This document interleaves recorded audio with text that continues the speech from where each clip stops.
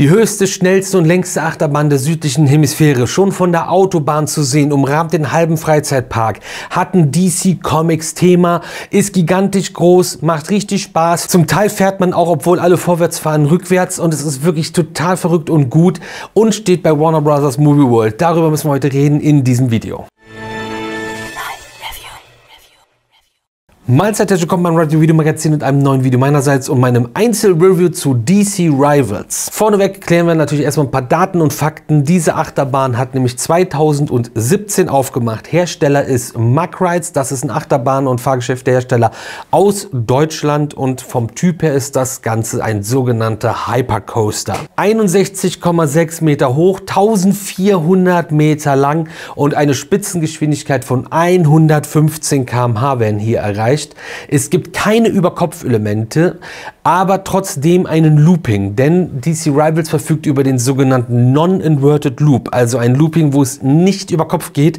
An der entscheidenden Stelle dreht man sich quasi nach außen, aber ich sag mal so, es fühlt sich schon irgendwie total verrückt an, als ob man doch über Kopf fahren würde, obwohl man es faktisch auf jeden Fall nicht tut. DC Rivals verfügt übrigens auch über zwei Züge, bei denen beim letzten Wagen die letzte Reihe gedreht ist und man rückwärts fährt. Dafür muss man aber ein extra Ticket buchen, da kann man sich jetzt nicht regulär und normal mit anstellen, aber vorneweg macht das auf jeden Fall, das ist wirklich was ganz Besonderes. Es gibt einen Over-the-Shoulder-Lap-Bar, also über euch drüber hinweg kommt der Schoßbügel, der euch auf jeden Fall safe und sicher im Sitz hält. Züge sowie dieses Bügelsystem kennt ihr soweit auch zum Beispiel aus dem Europapark von der Achterbahn Bluefire. Jetzt kommt hier aber ein Unterschied. Es gibt bei DC Rivals in dem Warner Bros. Movie World einen Gurt und dieser Gurt hat auch ein riesiges Gurtschloss, eine riesige Schnalle. Warum? Kommen wir gleich zu. Das ist auch ziemlich kurios und haben wir vorher einmal einen Tag vorher oder 2 Tage vorher so gesehen, aber sonst noch nie. Um mitfahren zu dürfen, müsst ihr übrigens mindestens 7 Jahre und 1,30 Meter groß sein, sonst funktioniert das leider noch nicht. Es gibt aber zum Beispiel auch Baby Switch, das bedeutet, ihr stellt euch regulär an und fahrt die Achterbahn, habt aber einen Partner dabei und ein Kind, was nicht fahren kann, die können zum Beispiel draußen warten und im Baby Switch Bereich und dann, wenn ihr fertig seid mit der Fahrt, tauscht ihr und direkt kann der Partner auch noch fahren, ohne sich dann nochmal neu separat extra anstellen zu müssen. Es gibt auch einen barrierefreien Zustieg, man muss aber einen Transfer schaffen, aus dem Rollstuhl raus in die Achterbahn rein und auch ein paar andere Dinge müssen beachtet werden bzw. vorhanden sein, was zum Beispiel Gliedmaße angeht. Da gibt es aber eine ausführliche Auflistung auf der Homepage vom Park zu, wie und warum sowas gemacht wird und wie das entschieden wird. Da haben wir ein Video zu gemacht, das verlinke ich euch auch gerne hier und wie aufwendig und kostenintensiv das ist, die Achterbahnen für mehr Leute zugänglich zu machen. Außerdem bei DC Rivals noch vorhanden ist ein Single-Rider-Zugang. Ihr könnt aber auch einen Fast-Track euch kaufen, also ein Ticket, mit dem ihr sofort einsteigen könnt. Und es gibt auch eine On-Ride-Fotoanlage. Und die Bahn ist echt cool und Leute haben echt Bock. Und witzigerweise hat der Park eine Zahl veröffentlicht, und zwar wie viele Leute 2024 mit DC Rivals gefahren sind.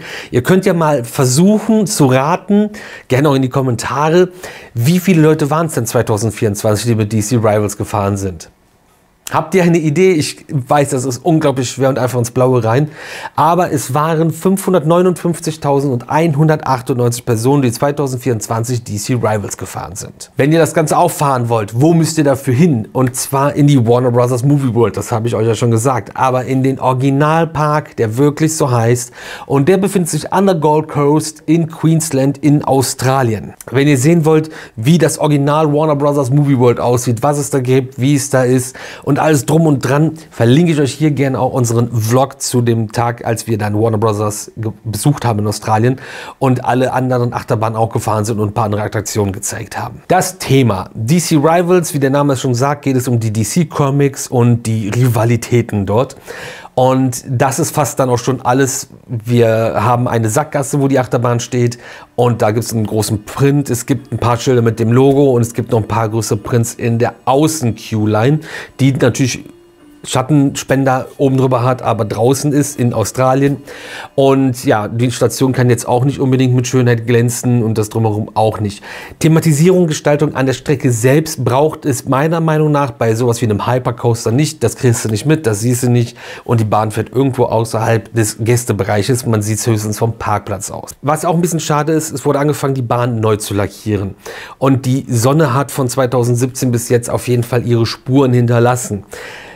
Das nicht ganz fertig sieht noch wüster und unschöner und unsauberer aus, als wenn sie einfach nur so komplett verblasst wäre. Behaupte ich jetzt, ohne einen Vergleich zu haben. Freue mich aber darauf, dann die ersten Bilder zu sehen, wenn die Bahn wieder komplett im neuen, alten Glanz erstrahlt. Was aber richtig stark ist, ist am Ende des Kettenliftes der große Joker-Kopf, der auch beleuchtet ist. Den haben wir, als wir in Australien angekommen sind, bei der Fahrt zum Hotel das erste Mal gesehen, wussten gar nicht, dass wir gerade an Warner vorbeifahren. Da war einfach nur mitten im Nachthimmel dieser riesige Kopf. Das war sehr cool. Und da fährt man drunter durch und fährt dann auf die Strecke, zu der wir auch noch kommen, logischerweise. Und wenn ich jetzt versuche, so ein bisschen den Fahrtablauf der Strecke euch näher zu bringen, werde ich ein paar Begriffe benutzen, die keinen Sinn machen, die Fantasiewörter sind oder die so ein bisschen aus diesem Achterbahn-Nerd-Gequatsche rauskommen. Wir haben auch einige Videos gemacht, Achterbahnwissen für Einsteiger, wo wir euch so ein bisschen abholen. Aber wenn ihr Fragen habt, lasst uns das gerne wissen.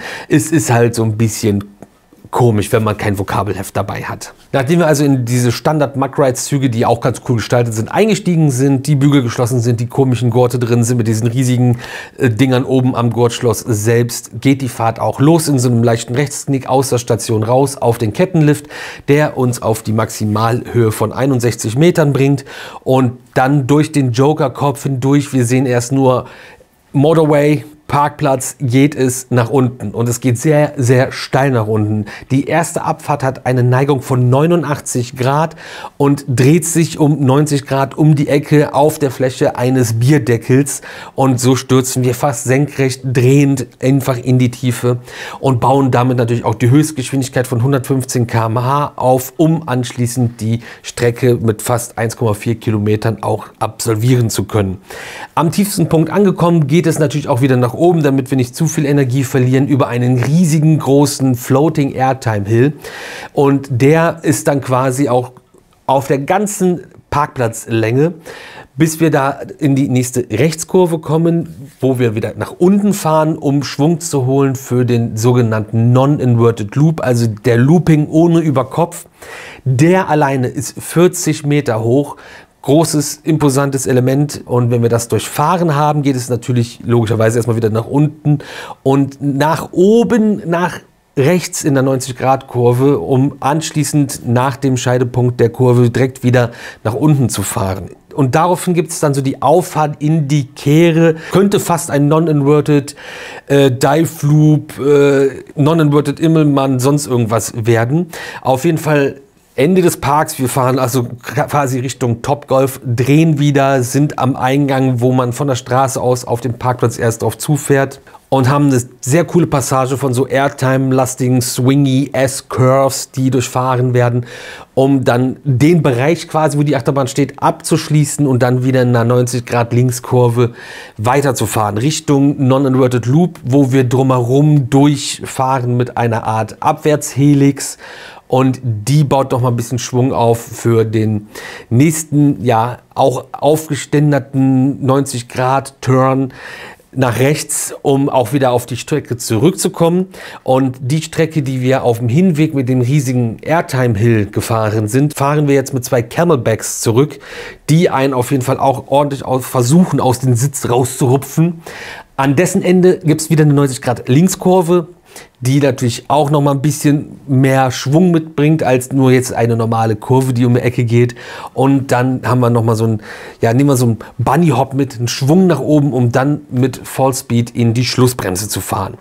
Vereinfacht und verkürzt gesagt. Komplettes On-Ride-Video, On-Ride-Off-Ride-Kram seht ihr natürlich auch hier verlinkt, wenn ihr die Fahrt in Gänze, in Ruhe und ohne mein Gequatsche genießen wollt. Das Ganze könnt ihr, wie gesagt, auch rückwärts fahren und das ist eine komplette Mischung aus Out of Control und Out of Body Experience. Es ist super krank, wenn du nicht siehst, wo es lang geht, dich noch nicht so intensiv mit der Bahn beschäftigt hast, wo ist jetzt der Streckenverlauf, was passiert als nächstes und vor allem die Airtime-Hills nicht erahnen kannst. Also man hängt da hinten so ein bisschen dran, es hat so ein bisschen Filmcharakter. Und du weißt echt nicht mehr, was gerade mit dir passiert. Das ist ziemlich aufregend, das ist ein bisschen anstrengender, vor allem unter der australischen Sonne muss man wissen, ob man das machen will. Aber ich empfehle es euch auf jeden Fall, das mal auszuprobieren, weil das richtig Bock macht und was ganz anderes, Besonderes und Außergewöhnliches ist. Die Schlussbremse sehen wir etwas länger auf jeden Fall, weil die Operations jetzt nicht so schnell sind. Die sind nicht so katastrophal wie in China. Und wenn wir dann zurückkommen, ist es so, dass ja die Bügel mit einem Gurt nochmal zusätzlich als dritte, vierte Sicherheit gesichert sind. Ihr müsst die nicht selber öffnen und lösen. Das dürft ihr gar nicht, weil ihr es gar nicht könnt. Es ist ja in anderen Parks eigentlich anders geregelt. Hier machen die Bügel das mit den Gurten zusammen selbst.